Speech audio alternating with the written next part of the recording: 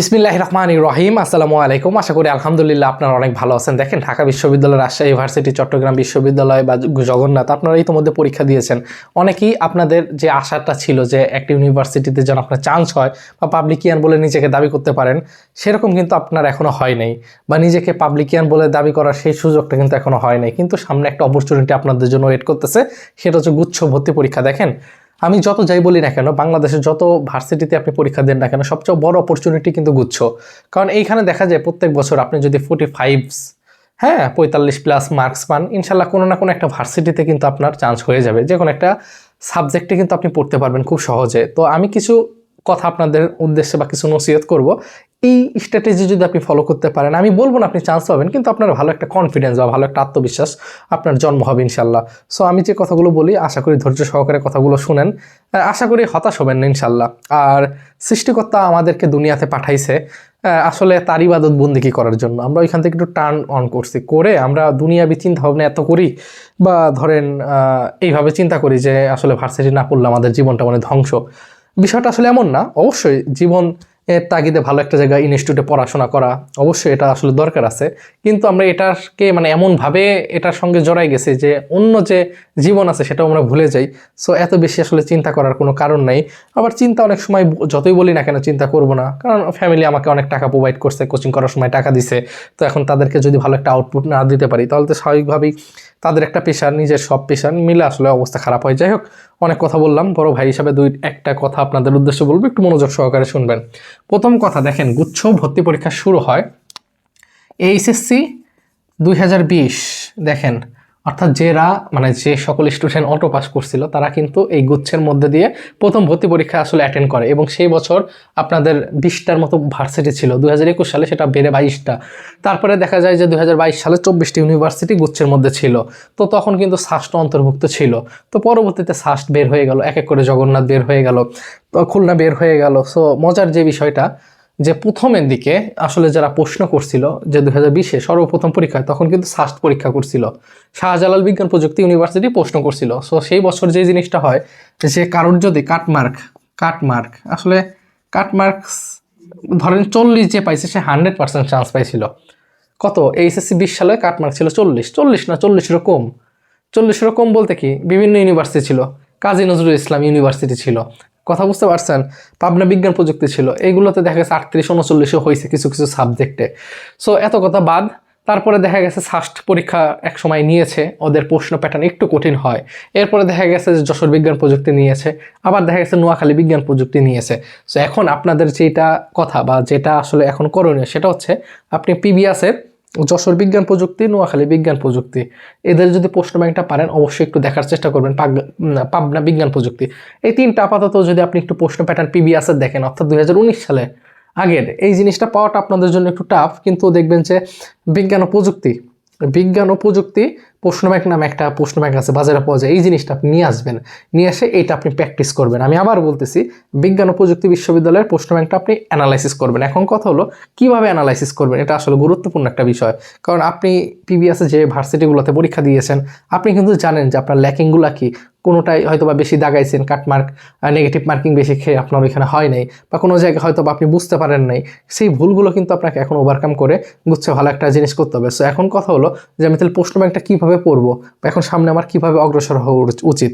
So তার আগে একটা কথা বলি, আপনি যদি আমার চ্যানেলে নতুন হয়ে থাকেন, অনুরোধ করব যে ভিডিওতে একটা লাইক দিয়ে একটু চ্যানেলটা সাবস্ক্রাইব করে রাখবেন। আশা করি নেক্সট কোনো একটা ভিডিও দিলে খুব সহজে পেয়ে যাবেন। সো এইবার একটু বোঝার চেষ্টা করেন। ধরেন আমি একটু বুঝাই, ধরেন 2019 সালের যে প্রশ্নটা আছে, আপনি যখন প্রশ্ন ব্যাংক খুলবেন দেখবেন 2019 সালের প্রশ্ন দিয়ে আছে। আপনি এটা কি করবেন? এটা সলভ করবেন, কোনো কথা হবে না। এটা সলভ করলেন, ওকে।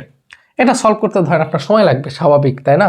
তো এখন কিভাবে সলভ করবেন? এখানে তো আছে ফিজিক্স আছে, কেমিস্ট্রি আছে, ম্যাথ আছে, বায়ো আছে, এরকম তো থাকবে। আপনি কি করবেন? যে কোনো একটা পার্ট ধরবেন, 2019 সালের ধরেন ফিজিক্স পার্টটা আপনি সলভ করবেন। ধরেন ওইখানে 20টা বা 25টা বা 30টা এমসিকিউ থাকতে পারে, আমার তো এক্সাক্ট মনে নেই।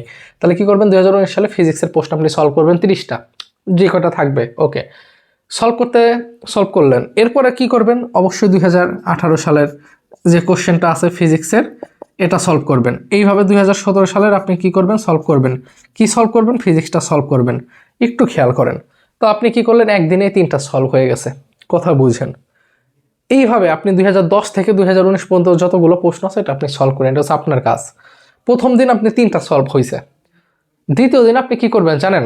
2016 শুরু করবেন না, আপনি তো 2016 শুরু করবেন সলভটা। এরপর ফিজিক্সের 2016টা আপনি শুরু করবেন, 19 করছেন, 18, 17 একদিন করছেন, তৃতীয় দিনে কি করবেন? 2016 ফিজিক্সটা সলভ করবেন। কিন্তু না, এটা করার আগে এই যে 3টা সলভ করছেন এটা আরেকবার রিভিশন দিবেন। এখন বলতে পারেন সময় লাগবে না ভাই, সময় লাগবে না। আপনি যখন এই 3টা সলভ হয়েছে না, এই 16 ধরার আগে অবশ্যই পিবিএস অর্থাৎ প্রথম দিনের ওই 3 দিনকার মানে 3 বার যে আসা অর্থাৎ 3 সেশনের আসা ওই ফিজিক্সটা আপনার সলভ করা অবশ্যই উচিত। কথা বুঝতে পারছেন? এই ভুলটা যারা মানে এটা হচ্ছে আসলে সহজ, হ্যাঁ, কারণ এটা আসলে 99% স্টুডেন্ট করে না, বুঝছেন? পিবিএস এর পড়ে না। আচ্ছা, এরপরে কি করলেন? একইভাবে 16 পড়লেন, তারপরে 2015 পড়লেন, এইভাবে 2014 পড়লেন, দেখা যাচ্ছে আরেক দিনে এই 3টা শেষ করলেন, 2015, 14 আর 16 এই 3টা শেষ করলেন। তৃতীয় নাম্বার দিনে আপনি কি করবেন? 19, 18, 17, 16, 15, 14 এই 6টা অবশ্যই আপনি শেষ করবেন। এখন বলতে পারেন সময় তো দেখেন আগে এই যে প্রথম তিনটা যে আপনি শেষ করছেন, ধরলাম যে প্রথম দিন লাগছিল 30 মিনিট, কথার কথা মানে আমি জাস্ট বুঝাচ্ছি, বা 1.5 ঘন্টা লাগতে পারে, আমি কথার কথা 30 মিনিট। আপনি যখন দ্বিতীয় দিন এই 30 মিনিট সময় লাগবে না, দ্বিতীয় দিন আপনার লাগবে 20 মিনিট, আপনি যখন তৃতীয় দিন পড়বেন এটা লাগবে 10 মিনিট। আমি কি বুঝাইতে পারতেছি? এইগুলো যখন আপনি একবার সলভ করবেন, এরপর আপনি যে জিনিসটা করবেন, যখন সলভ করা আপনার শেষ হয়ে যাবে আপনি তখন বুঝতে পারবেন যে ফিজিক্সের ভেক্টর অধ্যায় থেকে কোন টাইপের প্রশ্ন হয়, কোন টপিকটা আসে। আমি আবার বলতেছি, যদি চ্যানেলে নতুন হয়ে থাকেন একটু সাবস্ক্রাইব করে রাখবেন, এটা আমার অনেক অনুপ্রেরণা দেয়। আর দ্বিতীয় কথা, ভিডিওটা যদি ভালো লাগে, যদি মনে করেন উপকার হচ্ছে, তাহলে একটা লাইক দিবেন এবং একটা কমেন্ট করবেন। কমেন্ট করলে আপনার কমেন্টটা আমি দেখতে পারবো ইনশাল্লাহ, আমার একটা উৎসাহ বাড়বে, এই আর কি, এছাড়া কিছুই না। আপনারা হয়তো অনেকেই জানেন যে আমি আসলে ইউটিউব থেকে কোনো টাকা পয়সা আর্নিং করি না বা নিই না, মানে মনিটাইজেশনের মাধ্যমে, এটা আমার অফ করে রাখছি আমি নিজে থেকেই। যাই হোক, এই হচ্ছে কথা। সো ভালো লাগে এই কারণে ভিডিও করি। আপনি দেখতে পাচ্ছেন কিনা জানি না, রাত বাজে এখন 11টা 19, হয়তো বা আজকে 31 জানুয়ারি, আমি রাত 12টার মধ্যে ভিডিওটা আপলোড করে দেবো। আসলে সারাদিন নিজের পড়াশোনা, টিউশনি, কোচিং এগুলো করা মন আসলে ওইভাবে টানে না, কথা বুঝতে পারছেন? আমি এত আসলে অলস মানে হয়ে গেছি, লাস্ট 40 দিনে কোনো ভিডিও আপলোড করিনি, এবার অ্যাডমিশন নিয়ে। হ্যাঁ, সো এই হচ্ছে কথা।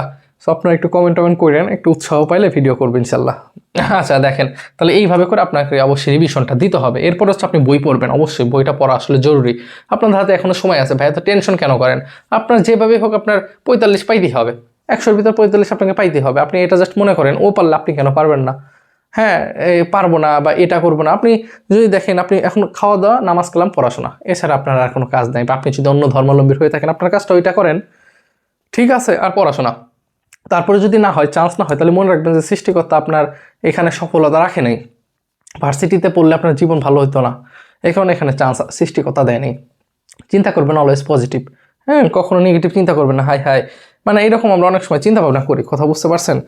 যে হাই হাই আমি নামাজ কালাম এত পড়ি, আল্লাহ তালা আমাকে এটা দিল না, ওটা দিল না। ভাই, আল্লাহ তালা যে কি দিবে আপনার নিজেও চিন্তা করতে পারবেন না। সো হ্যাঁ, এত টেনশন বা এত হতাশ হইলে পারে শেষ। হ্যাঁ, নিজেকে অবশ্যই শান্ত রাখবেন। হ্যাঁ, হয় নাই, ঠিক আছে, আল্লাহ যা করে ভালোর জন্যই করে, বুঝতে পারছেন? সো কথা হবে, আপনারা এইভাবে শুরু করেন। দেখি ভিডিওতে যদি ভালো কমেন্ট হয়, আপনারা যদি বলেন, তাহলে আমি কিছুদিন গুচ্ছ নিয়ে আরও কিছু আপনাদের স্ট্র্যাটেজির কথা তুলে ধরবো। আশা করি ভালো কিছু হবে ইনশাল্লাহ। সো ভালো থাকেন, চ্যানেলটা নতুন হলে অবশ্যই সাবস্ক্রাইব করে রেখেন। আসসালামু আলাইকুম।